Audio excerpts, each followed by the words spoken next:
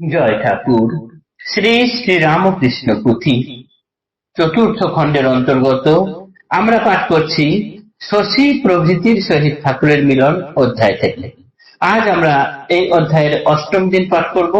পর্ব 665, পৃষ্ঠা সংখ্যা 433 এর অর্ধেক থেকে 434 কিছু অংশ পর্যন্ত।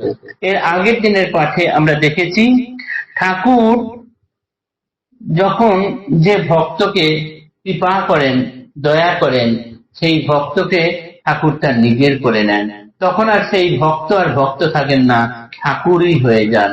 অর্থাৎ এইখানেই পুথিকার বলছেন শ্রীপ্রভুর ভক্তগণ আরাধ্য সবার, মানুষের কিবা কথা পূজ্য দেবতার। কেননা যখন সেই ভক্ত ঠাকুরের কৃপাপ্রাপ্ত হয়ে যান তখন সে ভক্ত ঠাকুরই হয়ে যান, আলাদা করে কিছু থাকে না। যেমন কাঁচ পোকা যখন অন্য পোকাকে ধরে সেটা নিজের রঙের করে নেয়, ঠাকুরও যখন কাউকে কৃপা করে তারই করে নেন। এখানে ঠাকুরের কাছে দু রকম ভক্ত এসে মিলতেন, এক সংসারী, দুই সন্ন্যাসী, কিন্তু দুজনারই উদ্দেশ্য হলো এক। ভ্রমণের যেমন উদ্দেশ্য ফুলে এসে বসা, মধু সংগ্রহ করে চলে যাওয়া, ঠাকুরের কাছে যে দুই ধরনের ভক্ত আসতেন, এক হচ্ছে সংসারী আর এক হচ্ছে সন্ন্যাসী। সন্ন্যাসীরা ঠাকুরের উচ্চ কোটির লোক, একদম কাছের লোক, আর সংসারীরা হচ্ছে ভক্ত শ্রেণীর, কিন্তু উদ্দেশ্য সবই সমান। তাই ঠাকুরের কাছে দুজনাই সমান। এবং আমরা এর আগের দিন করেছিলাম যে ভক্ত সংযটনে পাবে বিশেষ বারতা, আসিয়া মিলিবে এবে অপরূপ কথা। এইবার আমরা অপরূপ কথাগুলি সব পাঠ করব। পরের অংশ আজ পাঠ করছি।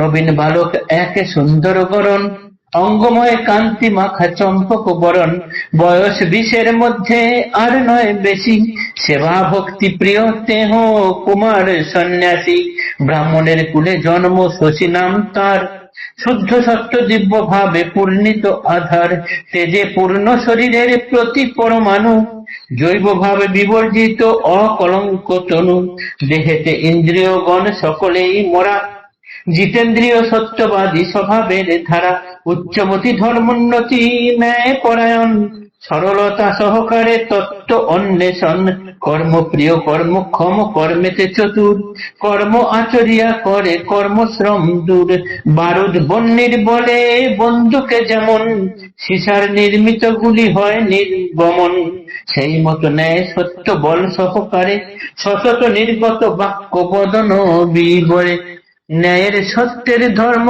করিতে পালন, প্রাণান্তেও পরাঙ্গমুখ না হয় কখন, অন্ধেও দেখিলে তয় অবহেলে বুঝে, মূর্তিমান ধর্মরাজ বালকের সাজে, আধারে গুণের বন বিবেক বিরাগ, শ্রীগুরু চরণাম্বুজে উগ্র অনুরাগ, সৎবুদ্ধি সহিষ্ণুতা তিতিক্ষা প্রখর, সারবান সব বৃক্ষ সতেজ সুন্দর, প্রফুল্ল পল্লবমালা ডগমগ করে, মূলে ঢালে রস সেবা ভক্তি নির্ঝরে, স্বভাবত বিভূষিত বহুবিধ গুণে, উপনীত এইবার লীলার প্রাঙ্গণে। এইবার শ্রী শ্রী রামকৃষ্ণ লীলা প্রাঙ্গণে উপনীত হলেন শশী মহারাজ। এখন তিনি 20 বছর বয়সের এক যুবক কুমার সন্ন্যাসী। তার বয়স 20 বেশি নয়, গোটা গা যেন সোনার বরণ, তার চেহারাই তার সেবা ভক্তি প্রিয় পরিচয় দেয়।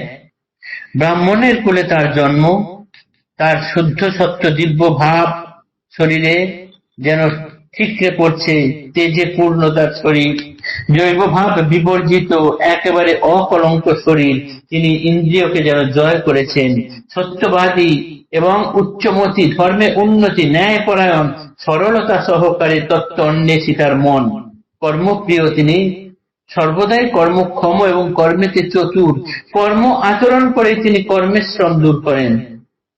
বারুদ যেমন আগুনে ঠেকে ভীষণ গতিতে বন্দুকের নল দিয়ে নির্গমন হয়, সীসার গুলিকে যেমন নির্গমন করে, ঠিক সেরকম ন্যায় সত্য বল সহকারে সততই শশী মহারাজের মুখ দিয়ে যেন স্পষ্ট অক্ষরে তার কথাগুলো বেরোতে থাকে, তার মুখ দিয়ে যেন সদা সত্য কথা বেরোয়, ন্যায়ের সঙ্গে, সত্যের সঙ্গে, ধর্মের সঙ্গে সমস্ত কর্ম পালন করেন তিনি প্রাণ চলে গেলেও যেন কোনো কিছু থেকে মুখ ফিরিয়ে নেন না। অন্ধেও যেন তাকে দেখলে পরে অবহেলে বুঝে নেয় যে তিনি মূর্তিমান ধর্মরাজ বালকের সাজ নিয়ে এসেছেন। তিনি আধারের গুণের যেন বনে বিবেক বিরাগ করছেন। শ্রীগুরু চরণাম বুঝে উগ্র অনুরাগ, আধারে গুণের বন বিবেক বিরাগ, সদ্বুদ্ধি সহিষ্ণুতা তিতিক্ষা প্রখর, সারবান সব বৃক্ষ সতেজ সুন্দর। তার যেন এই যে বর্ণনাগুলো দিয়েছে পুথিকার এখানে, প্রফুল্ল পল্লব মালা ডগমগ করে, মূলে ঢালে রস সেবা ভক্তি নির্ঝরে, স্বভাবত বিভূষিত বহুবিধ গুণে, উপনীত এইবার লীলার প্রাঙ্গণে। বহুবিধ গুণ নিয়ে এইবার শশী মহারাজ, তখন তিনি কিশোর যুবক, তিনি এইবার রাম ও কৃষ্ণ লীলা প্রাঙ্গণে উপনীত হলেন। আগামীকাল তার সম্বন্ধে আমরা পাঠ করব। আজকের পাঠ এতটুকুই থাকলো। জয় ঠাকুর, নমস্কার।